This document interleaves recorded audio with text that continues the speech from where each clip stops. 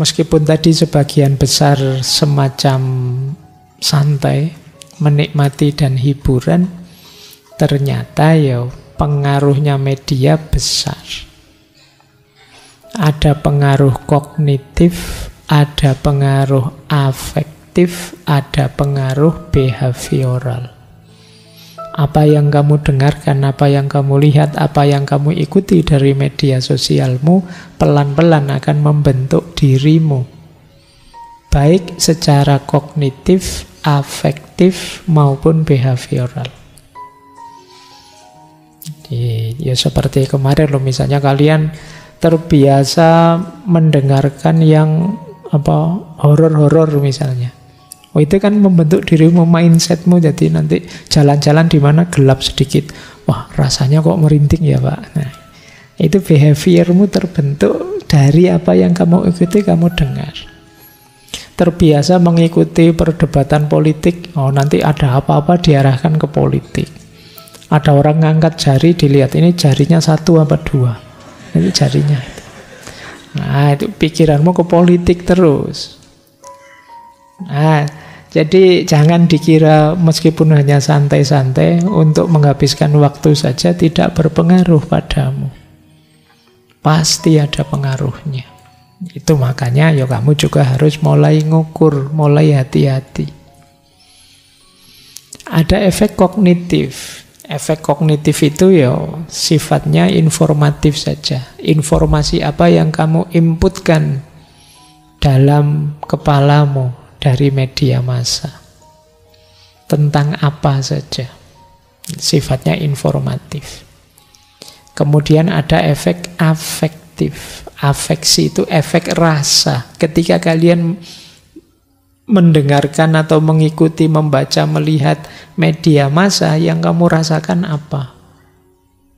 Itu kalau di teori afeksi itu ada setidaknya 4 hal yang berpengaruh. Yang pertama suasana emosional, yang kedua skema kognitif, yang ketiga situasi terpaan, yang keempat predisposisi individu. Ini teori beneran dari dunia media ya. Yang pertama situasi emosional. Ketika kalian mengikuti media, situasi emosional menentukan apa yang kamu rasakan. Misalnya kalian orangnya mudah tersentuh, mudah terharu, agak cengeng. Nonton film drama, pola Korea, apa India, apa yang romantis-romantis, dramatis. Nah, itu nonton sebentar kamu sudah nangis, tidak karu-karuan. Wah, kayak orang habis apa itu. Itu situasi emosional. Tapi kalau kamu pas jengkel, ya nonton mesra-mesraan, romantis-romantisan, ya paling kamu bilangnya, ngapain itu, tidak masuk akal itu. Nah, kamu misalnya begitu, alah bucin amat, gitu aja. Itu situasi emosional menentukan. Jadi yang lain kagum, kamu malah tersinggung misalnya. Itu situasi emosional. Kemudian skema kognitif. Skema kognitif itu pola-pola berpikirmu, itu juga menentukan. Kalian misalnya nonton film yang isinya ngeri-ngeri, sadis-sadis, kasihan-kasihan. Tapi kan kamu tahan nontonnya. Kenapa? Kamu tahu bahwa nanti akhirnya happy ending. Nah, itu namanya situasi kognitifmu. Ada skema kognitif, kamu ngerti. Jadi misalnya ada orang dipukuli sampai bonyok semua, misalnya, terus enggak apa-apa, itu cuma acting pura-pura. Itu tenang saja nanti. Itu kan kognisimu yang bilang begitu. Jadi juga menentukan. Jadi pikiranmu menentukan rasamu ketika berinteraksi dengan media.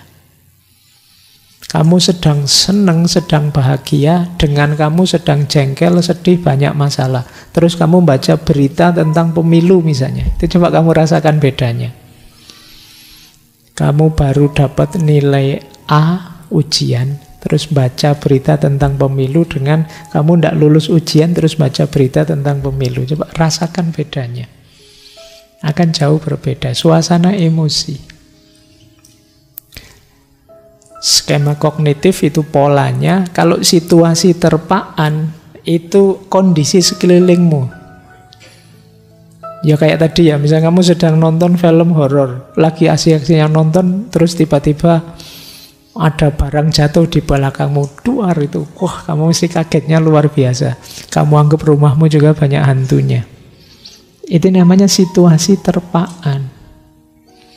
Baru seneng-senengnya nonton drakor yang romantis-romantis, begitu masuk kuliah, ada teman kok kedip-kedip padaku ya. Wah ini jatuh cinta dia mesti padaku ini. Loh kan senyum-senyum lagi. Wah itu terus kamu GR luar biasa. Itu namanya situasi terpaan. Kamu baru nonton itu masalahnya gitu loh. Jadi situasi sekeliling menentukan yang kalian rasakan. Kemudian ada juga predisposisi individu. Predisposisi individu itu wataknya orang. Ada orang itu sinis, ada orang itu romantis, ada orang itu. Ada orang yang tidak bisa diajak bergurau, serius terus. Nonton film ya serius. Nonton film bunuh-bunuhan misalnya, tiba-tiba dia teriak-teriak, Allah itu bohongan, tidak mati beneran. Iya semua juga ngerti ya ngapain. Tidak teriak-teriak begitu. Ya biasa saja ngapa. Wong ya memang film. Nah, ini namanya predisposisi. Tapi ya memang ada orang yang seperti itu modelnya. Tidak masuk akal itu. Masa ada orang bisa terbang? Ya tidak apa-apa, ya semua juga tahu wong itu fiksi. Nah, ini predisposisi. Jadi media juga ada efek afeksinya, yang itu dipengaruhi oleh suasana emosi, skema kognisi, situasi terpaan, dan juga predisposisi. Yang ketiga ada juga efek behavioralnya, pengaruhnya pada perilaku. Makanya kan banyak orang bilang, anak-anak kecil jangan lihat adegan-adegan kekerasan deh. Kuatirnya ikut membentuk perilaku. Jangan sering lihat yang jelek-jelek lah, jangan sering lihat yang begitu-begitulah. Bisa mempengaruhi kita.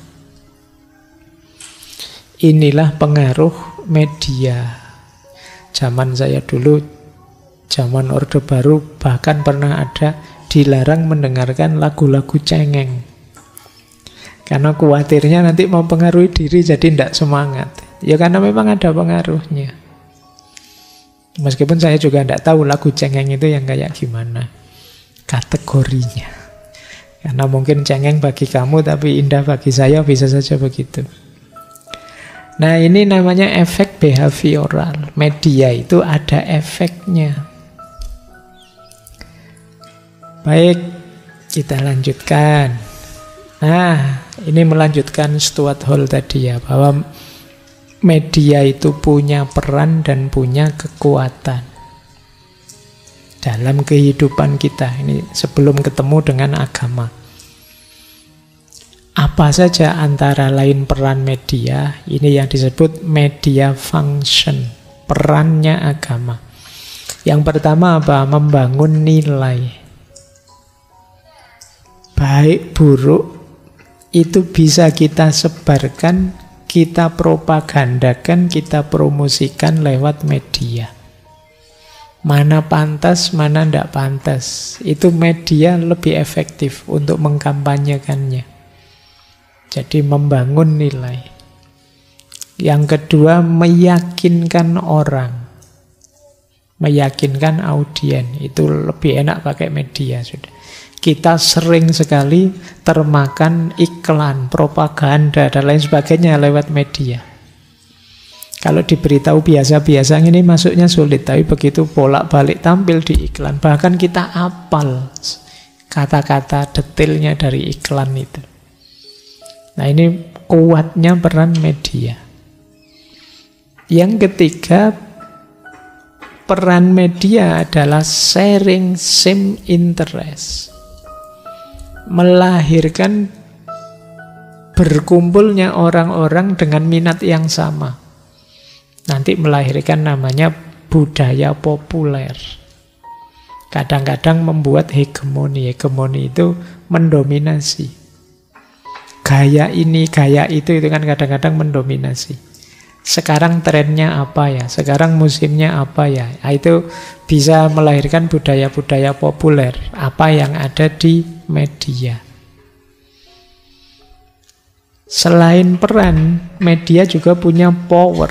Jadi kalau tadi namanya media function, membangun nilai, meyakinkan audiens, sharing same interest, nanti ada media power.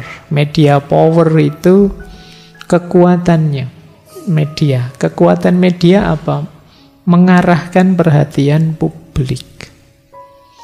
Kita itu sering tidak sadar loh, disetir oleh media. Seolah-olah ini loh masalah yang penting. Ini loh masalah yang luar biasa. Dipilihkan oleh media. Padahal mungkin ada banyak hal yang lebih penting. Tapi kita lebih milih itu. Kenapa? Yang viral itu. Yang membuat viral siapa? Media. Di-highlight terus, di-framing terus. Nah itu kekuatannya media. Jadi penting tidak penting sekarang bisa ditentukan oleh media. Kemudian membelah masyarakat. Ini istilahnya agak membelah masyarakat itu media bisa punya power untuk memecah masyarakat. Kubu sini dipanas-panasi, kubu sini dibuat itu. Terus kita tambah terpecah-pecah. Itu kekuatannya media. Melanggengkan status quo. Media juga bisa. Dia punya power. Apalagi media miliknya yang punya kekuasaan misalnya. Ya dia akan berperan melanggengkan status quo. Yang keempat, media punya power polisemi. Menciptakan tanda baru dengan makna baru. Nah, menciptakan simbol-simbol baru. Dengan makna yang baru. Istilah-istilah yang baru. Oh, sekarang kan banyak sekali istilah-istilah yang dulu tidak ada, sekarang ada. Jomblo, kepo, apalagi. Yang belakangan viral itu.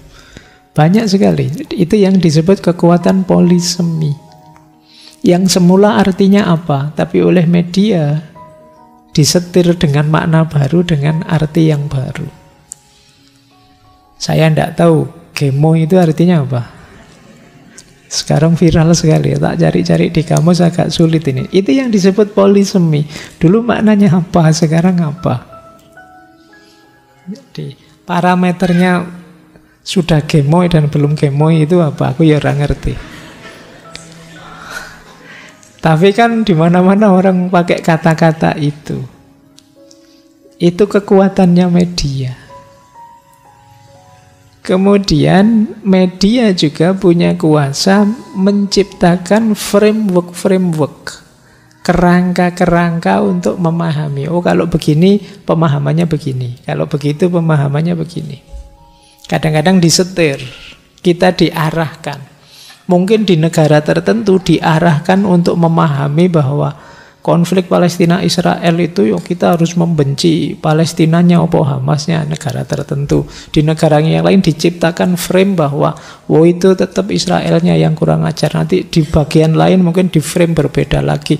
Itu permainannya Amerika. Ini yang disebut framework interpretation. Jadi media punya power untuk mengarahkan cara pandang kita.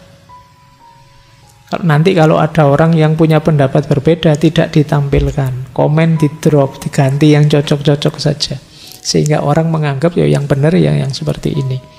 Itulah media power. Jadi kuasanya media.